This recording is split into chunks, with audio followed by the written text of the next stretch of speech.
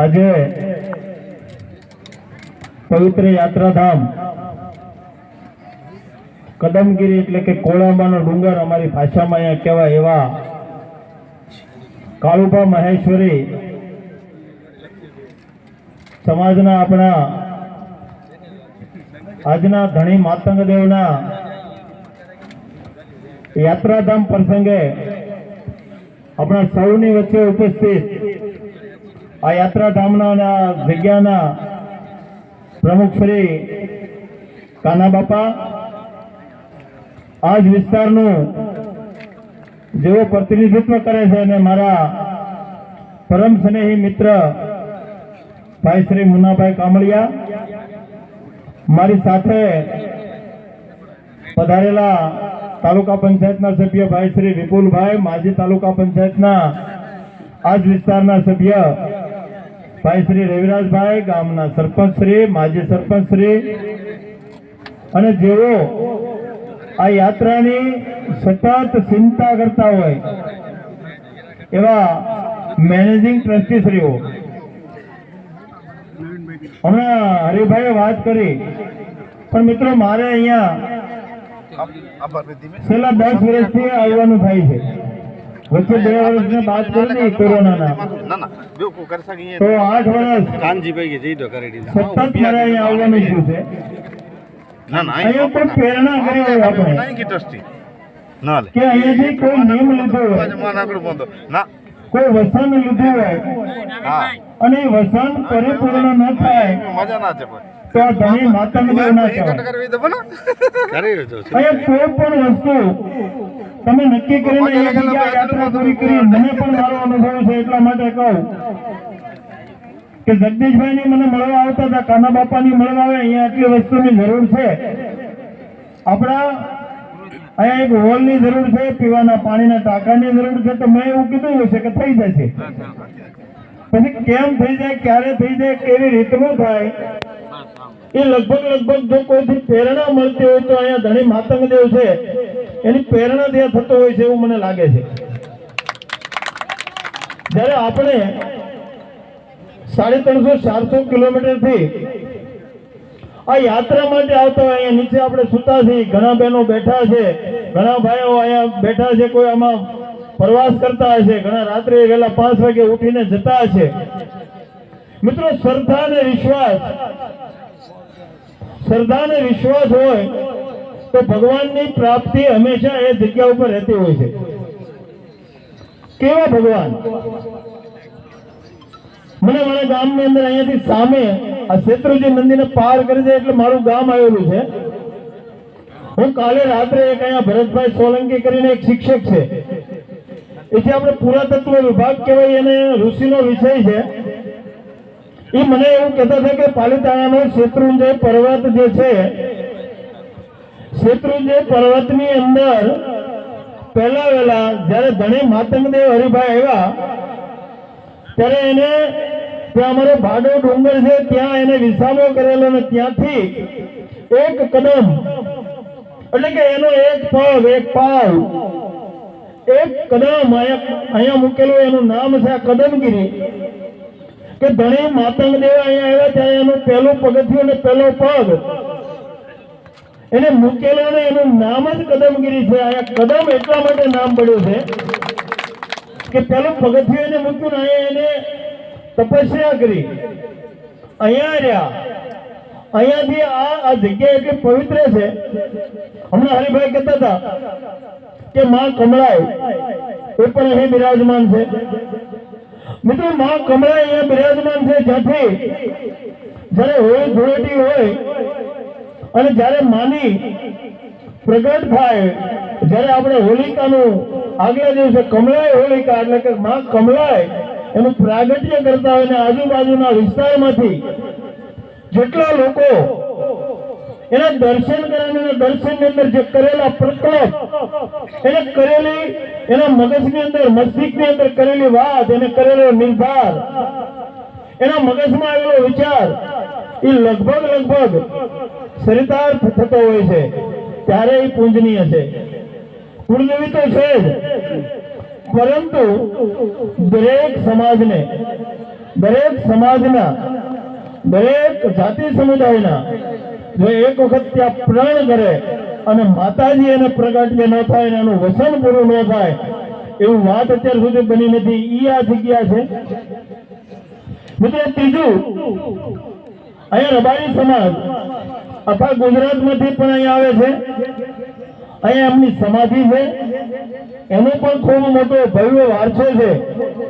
એમના પણ ઈષ્ટદેવો એ સાલાસુરાની સમાધિ ને સાલા અને સુરા આ બે વ્યક્તિઓ માલધારી સમાજની અંદર થઈ ગયા અને માલધારી સમાજની અંદર સાલા અને સુરાની સમાધિ એ પણ આજ ગિરનારની આજ પરિક્રમની આજ પર્વતની આજ માં કમળાના સાનિધ્યની અંદર છે.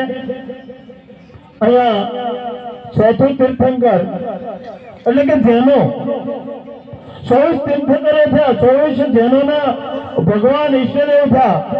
એવું કહેવાય છે કે બધા ક્ષત્રિયો હતા. મહાવીરથી લઈને એના છેલ્લા રાજા સુધીના જેટલા જેનોની અંદર જે સાધુ ભગવતો થયા, એના જે સંતો થયા, એ બધા જ ક્ષત્રિય હતા. ને ક્યારેક ને ક્યારેક ધર્મ માટે એને કામ કર્યું ને કામ કરતા કરતા ઋષભદેવ એવું કહેતા કે એક એમનો પગ શત્રુંજય ઉપર હોય, બીજો હસ્તગીરી ઉપર હોય ને ત્રીજો કદમગીરી ઉપર હોય.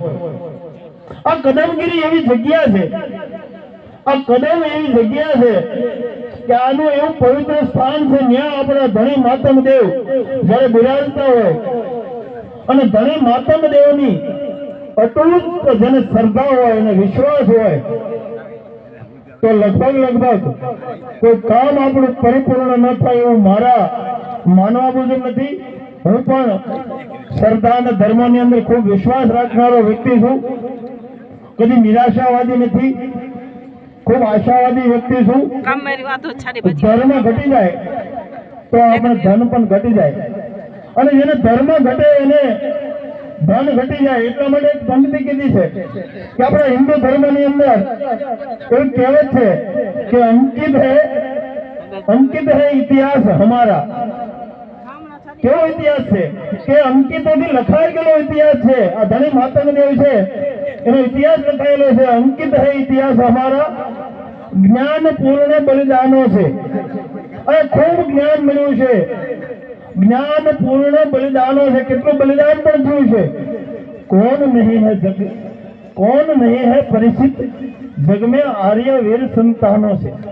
આપણે આર્યના સંતાનો છીએ. જે હિન્દુ ધર્મને માને છે એ આર્યના સંતાનો છે. ને આર્ય કુળ, આર્ય પ્રજાતિ, ત્યારે જ આપણે હિન્દુઓ છું ને આપણે હિન્દુ ધર્મની અંદર માનતા છો. આપણા ઈષ્ટદેવ આપણે ધણી માતંગ દેવ છે, મા કમળામાં છે, આપણા કોઈ કુળદેવ છે. આપણે ઈષ્ટદેવને માનનારા લોકો છીએ.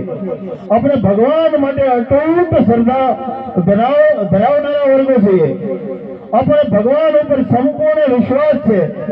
મિત્રો કૃષ્ણએ 5000 વર્ષ પહેલા કીધું હતું કે સંપૂર્ણ અર્જુનને કીધું હતું કે સર્વેચ્છ હું છું, બધામાં હું છું, પીપળામાં હું છું, માણસમાં હું છું, પ્રાણીમાં હું છું, દરેક વસ્તુની અંદર હું સમાયેલો છું.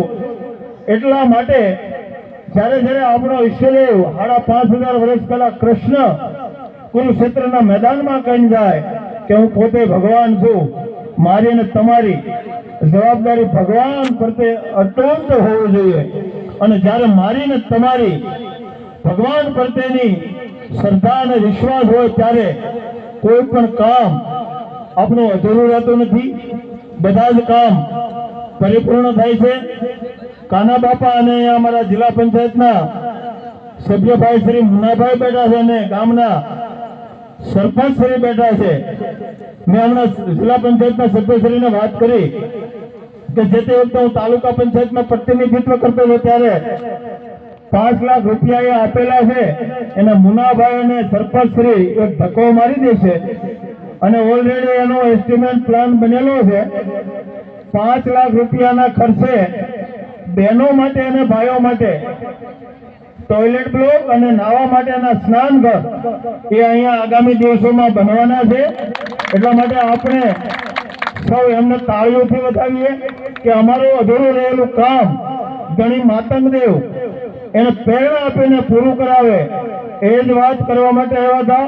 અહીંયા બોલાવી અમને કચ્છી માંડવો કે અમે તમારા છીએ, તમે અમારા છો.